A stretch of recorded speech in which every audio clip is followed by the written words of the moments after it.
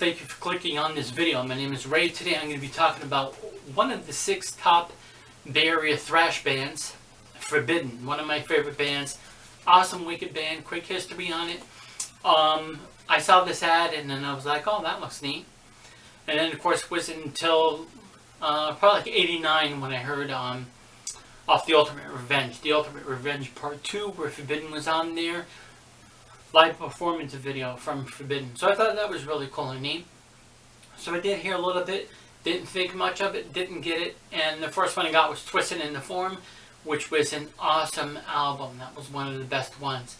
Now Forbidden's one of those kinds of bands, if you were going to compare them to any other thrash metal band, I guess you probably have to compare them to like Flotsam and Jetsam, because with most of the thrash metal bands like Testament, Exodus and stuff, the guys just had a kind of like deeper voice. They didn't scream and, you know, do all that other stuff. Most of the Jetson.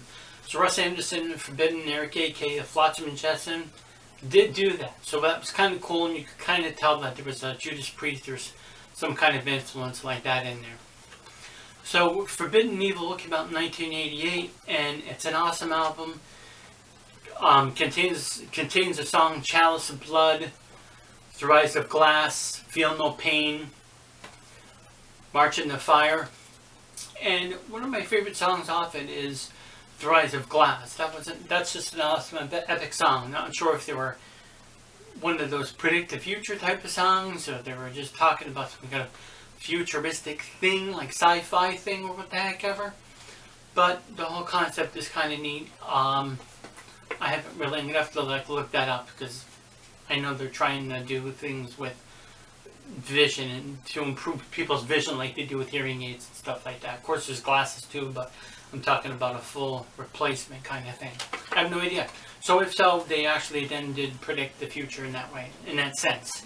It's an epic song. The guitaring on here is awesome. Craig LaCicero is playing guitar. Russ Anderson on vocals. Guitarist Glenn Avalos, which is the only one actually Forbidden album that he played on. And of course, Paul Bostaph, that's how you pronounce the guy's name, who of course later joined Slayer. So Rob Flynn co-wrote some of the songs on here, but he didn't play on the album. He was kind of like, almost like a Jason Newsted or a Mustaine, where he didn't actually even play on the album. Of course, Jason Newsted did play on Flotsam and Jetsam, the first album, No Place for Disgrace. But, or of course, Dreamer Deceiver, excuse me, that one. So Rob Flynn joined Violence, he went on to Violence and Machine Head. So he wasn't on this, but it was one of those things where he's claiming to fame, okay, he was in Forbidden, but he didn't play on any of the albums, so it was like it wasn't even in the band. I wouldn't consider myself in the band if you actually never really played on, not fully in the band, that would suck. Same concept with like Mustaine and then Metallica. Mustaine never played on any of the Metallica albums, so same concept as that. Awesome artwork on this album, and Twisted in the Form and Omega Wave, and the artwork was done by Ken Matthew. That's it, if I'm pronouncing his last name correctly.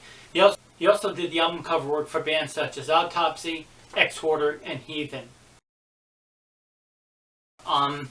Forbidden Evil is good, but with Twisted in the Form, they just, I don't know, I don't want to say better production or better guitars and everything. They were just better songs. I guess that's just the best way to put it.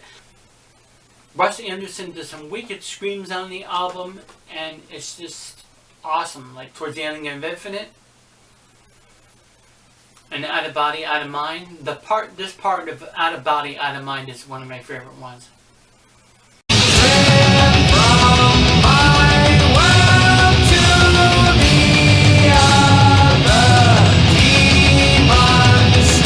The album was something that Forbidden did. I don't know if they got this from Black Lost, that they did kind of differently. I don't know if they were like, hey, let's do this and be different. They swung their head to windmill style kind of thing. They did it kind of slow until that part there, and I think I saw them do that in the video for that part of Out of Body, Out of Mind. So I don't know, it was kind of their trademark, where every single time I saw that sideways headbanging and the windmill kind of headbanging thing, I thought of Forbidden. And I know, of course, probably Black Lost did it before. I'm not sure exactly if they got it from Black Lost or not. But anyways, onto the song titles of Twisted in the Form, Infinite, Out of Body, Step by Step, and One Foot. Now, it was interesting too because I don't even want to mention this other group's name, but there was a boy group that had the same title as Step by Step. And of course you can't copyright song titles, so it was just kind of odd. It was just around during the same time. Dave Mustaine joked about it when they were hosting a Headbangers Ball. Craig Cicero and Tim Calvert on playing guitar on Twisted in the Form. So they made a wicked guitar team. Like I said, the guitaring on this is awesome too. But this album was just better. And I know I don't have a Twisted in the Form tapestry or whatever. But anyways, the songs on here are just awesome. The guitar work, the production, just everything on it. The cover is also neat. And of course, I like every single song off on this album. Just the way it was done. Okay, so that album was awesome. It came out in 1990. So it was, like I said, the year of thrash metal for me, because during 1990 I was listening to a lot of thrash. I was buying a lot of thrash albums. That's what I was mainly focusing on and concentrating on. I'm not saying it came out that year. I didn't say that it was its biggest year. It was its biggest year for me because I think it was the biggest year for thrash metal, because in 88 and 89 people were discovering new bands, and of course there was a lot of these bands coming out with these thrash metal albums, and so 1990 was the year for thrash, definitely. So because in 91 there was some stuff that came out, but it was kind of tapering down, I guess. And things were slowing down because of that corny shit from Seattle. Damn Seattle friggin' screws up everything. A bunch of damn weirdos over there. Hey, so one of the awesome, interesting things off of Twisted in the Form, this tape was so awesome. It was one of those tapes, albums that I listened to in my Walkman to school, and then my ears would be ringing after because I had the thing so great. Remember those cheap, shitty, junky cassette Walkman things? Well, anyways, I had one of those, and I just couldn't get it loud enough sometimes. I'd have it blasting. And, of course, like I said, my ears are ringing after, by the time I got to school. So anyways, one of the main things about, like, with this album, and with, like, most thrash albums, a lot of them, were the lyrics. The lyrics were insane. The lyrics were really great. I mean, really good and insane. And Infinite is one of them. You know, why is it infinite? The evil that surrounds our universe. And it was just one of those things where they're like, you know, hey, this song you can relate to. Why is it, you know, why is this bad shit happen from, you know, from the beginning of time? And you gotta think 1990, and they probably wrote this in 1989 or 1990. And it was from up that point. And of course, during those days and everything, I was thinking, things will get better. Okay, it's not going to be infinite. You know, things will get better. If somebody asked me what 2016 to 2020 would be like back in 1990, I would have been like, oh, it's going to be peaceful, it's going to be good. But that's not the case. But anyways, One Foot in Hell, Twisted in the Form. The songwriting on here and the guitaring is just incredible. Off of Twisted in the Form, I think Craig Cicero and then Tim Calvert did a wicked job. Paul Bostap's drumming is awesome. Of course, Matt Camacho on bass, and of course Russ Anderson. Russ Anderson just made it, and of course the guitars too.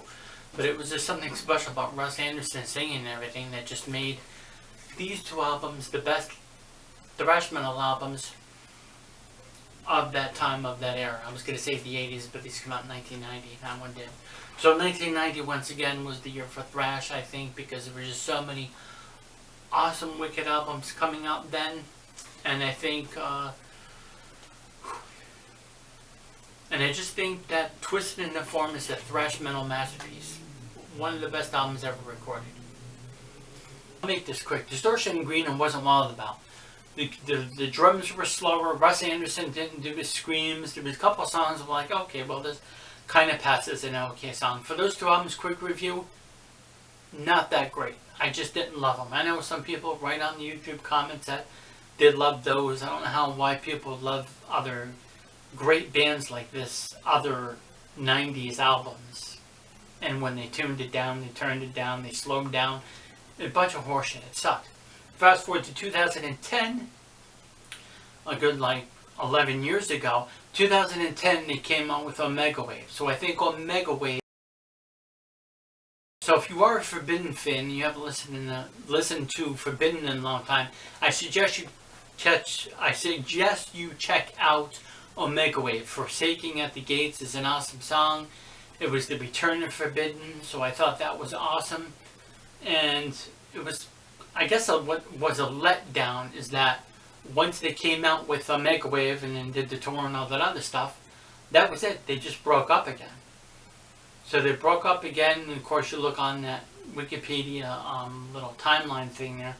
They did reform for a little. The only complaint on Forbidden is those two 90s albums that they released that were lame. And the fact that they quit after Omega Wave. I guess because they weren't making enough money. Like I said, that's a part of it. And because you need money to survive, you need money to go on tour and all this other stuff. Or just because of the reception and the popularity, you know, the reception, people like Forbidden's back, who cares? I don't know, I'm going to have to look it up. I'll post it here if I can find out how many albums Omega Wave sold and how many. Oh, you know what, forget it, we're done. I mean, you got to figure a lot of these other bands like Overkill, Death Angel and stuff, they can't be making too much money either, but they're still going. So that's what I was kind of hoping for. I was hoping at least by 2012, 13, Forbidden release an album, 16, 17, they release another one. But no, they haven't. This was an awesome band. I don't know if they'll ever get back together and put out another CD. If they do, it would be cool and neat. I'd like to hear it. Let me know what your thoughts are in the comment section below. What's your favorite Forbidden album? It's got to be one of these two, of course. It should be. And thanks for watching, and I'll see you in the next video.